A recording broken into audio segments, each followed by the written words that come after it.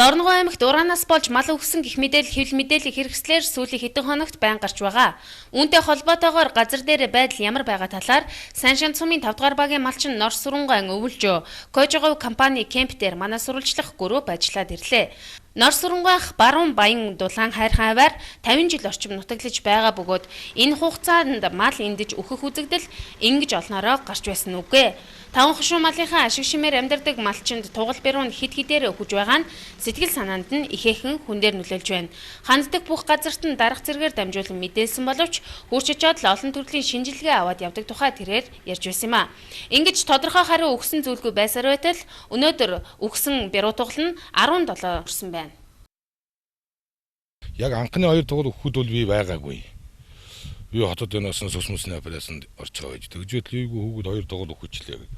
За тэгээд одоо яах вэ? Манайхан ч даад думалтай бүгд л бүүн зэн усаас нөгөөдүүдийн ч бас хотон мал өшгөлдөг ч юм уу яадаг ч нөхөл байдаг л. Тэгжээд л 2 хоногийн дараа ч үлгүүр ахаад 2 өгчлээ оров. Тэгээ би хойноос л эмчимчүүдийн засаг даргаанаатай яриа тэгэл наашаа эмчимчнэр л ирж нэг эхний нэг 5 гээд энэ Кожоговын юун дээр устгасан байгаа нөхөн дээр. Тэгээ шинжилгээ аваад. Тэгээд тэрний дараагаар тэгээд тэр хооронд үеч эмнэлгээс гараад ирсэн. Тэгээ ирээд л маргаашны очиад үзсэн чинь ерөөсөн тийм шин тэмдэг өөр мэд гэдэг юм байхгүй. Аль нь бол гэдэгтэй үзээд одоо энэ жил бол малын тарга тавэр бол одоо энэ ямар ч юм одоо хэлхийн хэцэл дурлаар өгчих бол одоо болоогүй л. Гамшиг юм 2-3 өдөр л одоо идэж уухгүй байж байгаа хөдөлгөөний үед инхээс. Бараг лээч гэсэн бараг л үгүй бол энэ жил бол манай энд бол цаг сайхан байгаа шүү дээ. Тэгээд нэг ажигдах нэг л тугал доглон байсан. Доглох бол яг л одоо ерөн зүгээр малын дунд бол байхад л дээ шүү. Нэг хөрмөгцсөн ч байсан одоо 2-3 хоног доглоо зүгээр болох. Тэгээд яг ерөнгийн төлөв хүж байгаа юм болохоор одоо тэрний жоохон хардаал. Тэгээд тэрнийг л эргээд байсан 2 хоног л 3 хончлоо өгсөнгүй. Тэгээ байж байтал нэг өнжөөд ахаад өгöd явуулаадсан ч өөд өгс нэг өгсөн бай нэг өгөх гэж байна. Тэгээ ахаад эхлээд 4-5 өгөхөд. Тэгээ зарим нэг өгсөн өгч одоо ч осолдоогүй нэг байж л байна. Тэгэл цоглуулаад тэр юун дээр цоглуулж байгаа. Тэгээд тэр аймгаас одоо тэр мөнгө хүмүүн тэр бүгд ирээд тэгээ устгал тэр юуг нь хийсэн. Тэгээ одоо тэрнээс хойш нэг 10 хоног 9 чончуу тэгээ ахаад 2 өгч л. Тэгээ одоо байгаа нь болохтой зэрэг нэг тэр олдоогүй нэгийг олсон өгсөн сүүлийн өгсөн 2-ыг аваачаа тавьдсан байгаа. Одоо нэг өгөх гээд 2 хонлоо. Энийг харин их олон хонлоо. Одоо хамгийн ажигдах юм. Энийг л эргээл одоо өнөө шин өгсөн юм уу одоо очоогүй л одоо очиход мэддэг л. Энэ мэдээллийн тухай хамгийн сүүлийн мэдээ буюу өчигдөр Зүүн Баян багийн засаг дараах албан тоотыг Саншин цумын засаг дарга онцгой байдлын газар мэрэгжлийн хяналтын газарт хүргүүлэхээр болсон байна.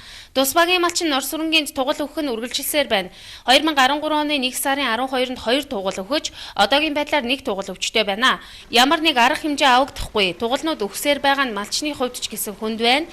Ийм учраас малын эмчийг яаралтай газар дээр нэрүүлж, хэд хоногоор малд нь ажиглалт хийлгэж, өвчтэй тугалыг нь эмчлэх арга хэмжээ авахыг та бүхнээс хичээнгүйлэн хүсье гэжээ. За мөн бидний Кожогов компани кемп дээр очих үед Улаанбаатар сумын засаг дарга Нор Сүрэнгуанхыг эргээд явж байхдаа тааралцсан юм. Аль хавраас энэ компани үйл ажиллагааны тал дээр нутгийн иргэд анхаарал хандуулж тийм ч сайн харилцаатай биш байгаа талаар мэдээлсэн юм а. За Улаанбаатар сумын хувьд бол иргэдийн хувьд ер нь байдаг үед бас энэ компани үйл ажиллагаатай өнгөрсөн сарын оны 5 сараас хойш одоо ер нь тэмцэлтэй байгаа. Хоорондоо одоо нэлээд асуудалтай байгаа. Энэ олон одоо бас өхөр тугал өгöd байгаа нь бол одоо ямар байгааг бас харж байгаа. Тэгэхдээ энэ холбогдох газруудын байгууллагууд малын шинжилгээ юм аваад ингэ явж байгаа. Энэ л одоо хариу хүлээж байгаа. Энээс ямар уу гарах нь хүлээж байна.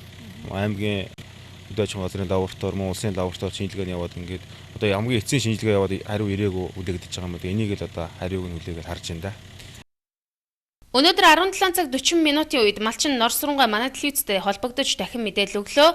Тэрээр өгсөн тугаландаа арга буюу өөр задлан шинжилгээ хийж үзэхэд яалтч аргагүй элэг дэлгүүн томорч зүсэн ногоон өнгийн шинж тэмдэгтэй байхыг хэллээ. Малын эмч нь очиж нэгэнт чадахгүйгээс хойш өөрөө задлан хийж байна хэмээх гашуун үгийг тэрээр хэлж байлаа.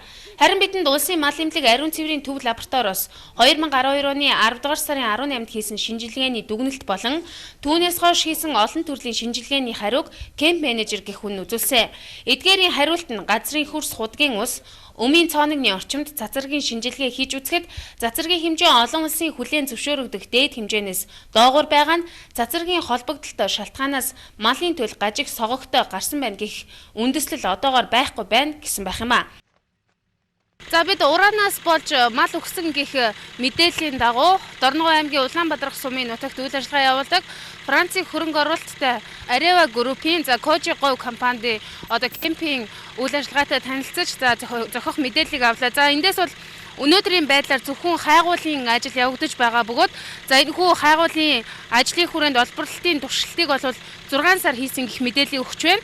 За хайгуулын цооногоор ямар ч хортой бодис хэрэгэлтгүй гэх үндслэлтэй мэдээллийг өгч байна. За ураанаас болж үнэхээр мал өгсөн эсэх талаар бол зохих шинжилгээнүүд холбогдох албан газруудаас гарч байна. Холбогдох газрууд нь олигтой арга хэмжээ авч чадахгүй байсаар байтал 2 он дамнан 17 туглаа алдсан малчин хохирсоор байх уу. Энэ асуудлыг хурдан шуурхаа шийдэхгүй бол цаашлаад хүнд юунд ч нөлөөлж болох эсэх талаар малчид маань санаа зовнон харуулсан сунаа.